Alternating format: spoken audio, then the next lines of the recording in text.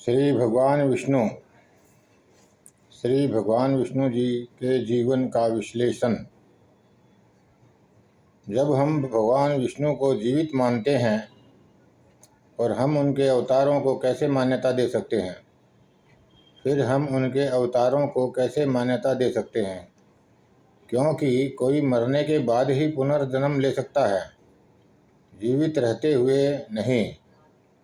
जीवित रहते हुए कोई कैसे नया जन्म या अवतार ले सकता है। ऐसा कहा जाता है भगवान विष्णु, ब्रह्मा जी और शिव जी तीनों अपने आप प्रकट हुए थे। उनका कहीं किसी माँ के गर्भ से जन्म नहीं हुआ। कोई अपने आप कैसे प्रकट हो सकता है? माता पिता के मिलन से शिशु का जन्म होता है। फिर ये तीनों अपने आप कैसे उत्पन्न हो गए? इन तीनों ने भी तो बच्चे पैदा किए हैं। 3-3, 4-4 बच्चे ब्रह्मा जी के भी हैं, विष्णु जी के भी हैं और शंकर भगवान के भी हैं। लाखों साल पहले पृथ्वी का उद्भव हुआ। फिर पृथ्वी पर बारिश हुई, पेड़ पौधे, वनस्पति, कीट पतंगे, जीव जंतु पैदा हुए और धीरे धीरे पाषाण युग आया। आदिवासियों का जन्म हुआ, लोग कबीलों में रहने लगे। धीरे धीरे ये कबीले सभ्यता की ओर अग्रसर हुए और तब जाकर कहीं सभ्य समाज का निर्माण हुआ। कोई भी अपने आप पैदा नहीं होता। ये हमारी मान्यता है कि भगवान हैं, इसलिए अपने आप पैदा हो गए। वह भी एक नहीं, 3-3।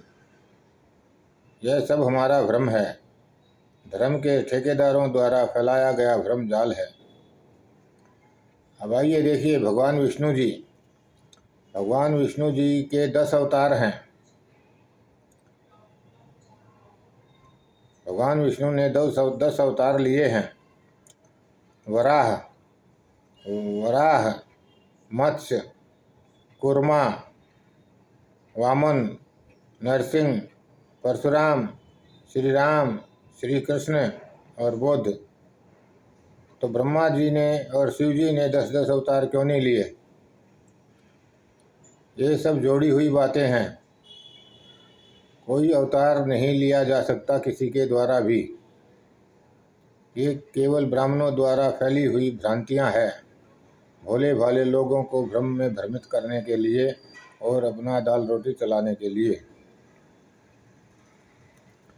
अब लीजिए, पहला अवतार भगवान विष्णु ने लिया वराह का। वराह का मतलब होता है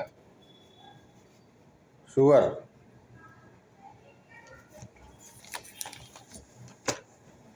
सुअर का अवतार लिया। कहते हैं कि पृथ्वी धरातल में समंदर में समा गई थी, इसलिए पृथ्वी को धरातल से निकालने के लिए सुअर का अवतार लेना पड़ा, जिससे सुअर अपने दोनों दांतों पर पृथ्वी को उठाकर बाहर निकाल सके। क्या बचकानी बातें हैं।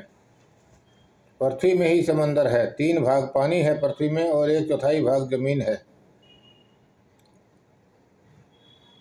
जिसे एक पृथ्वी कहाँ से समुद्र में समा जाएगी, जिसे एक सुअर अपने दांतों पर उठाकर बाहर निकालेगा। भोले भाले लोगों को भ्रमित करने के लिए कुछ भी कहानी गढ़ दी जाती है, इसका वास्तविकता से कोई संबंध नहीं होता। ऐसे कैसे हमारे भगवान हो सकते हैं? ऐसे कैसे हमारे भगवान हो सकते हैं? जब भगवान विष्णु को बार बार पृथ्वी पर जन्म लेकर आना पड़ता है, इसका अर्थ हुआ उन्हें मोक्ष नहीं मिला, उन्हें आवागमन से मुक्ति नहीं मिली।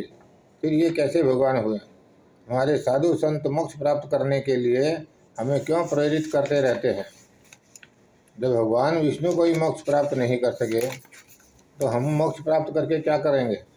आवागमन से मुक्ति होकर क्या होगा? अभी हम कुछ तो हैं, तब तो हम फिर कुछ भी नहीं होंगे।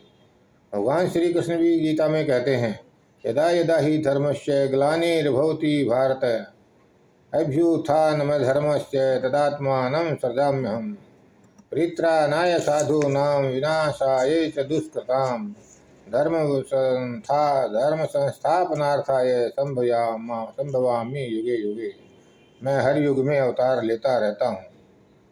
साधु संतों का संताप हरने के लिए, दुष्टों का संहार करने के लिए मैं हर युग में अवतार लेता हूँ।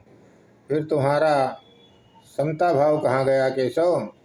सुख दुखे समय कृत्वा लाभा लाभो जया जय। फिर समता कहाँ गई? जब तुम साधु संतों का संताप हरने के लिए और दुष्टों का संहार करने के लिए हर युग में अवतार लेते हैं, तो फिर सुख दुखे समय कृत्वा लाभा लाभो जया जय का गान क्यों करते हैं? समता का गुणगान क्यों करते हैं जब आप स्वयं ही समता में नहीं रह सकते? दुष्ट और साधु संतों में समता का बर्ताव नहीं कर सकते। और आगे फिर तुम्हारी मोक्ष का क्या होगा? जब तुम बार बार अवतार लेते हो तो मोक्ष में तुम्हारी कोई दिलचस्पी नहीं है। न विष्णु को मोक्ष मिली, न तुमको मोक्ष मिली। फिर ये साधु संत काहे को मोक्ष के गुणगान गाते रहते हैं और लोगों को भटकाते रहते हैं कि मोक्ष प्राप्त करने की कोशिश करो, आवागमन से मुक्ति पाने की कोशिश करो। श्री राम और श्री कृष्ण भी पहले मृत्यु को प्राप्त हो चुके हैं, पर भक्त मानते हैं कि वे जीवित हैं और वे उनकी पूजा उपासना करते रहते हैं। राम जी भी मर चुके हैं, कृष्ण जी भी मर चुके हैं, परंतु पूजा उनकी चालू है, उनका नाम जप चालू है। भोले भाले लोगों को कोई भी भ्रमित कर सकता है। पुण्य कमाने की लालसा बहुत बड़ी लालसा होती है। ये पुण्य कमाने की लालसा में सब लोग सभी का कर्म करते चले जाते हैं।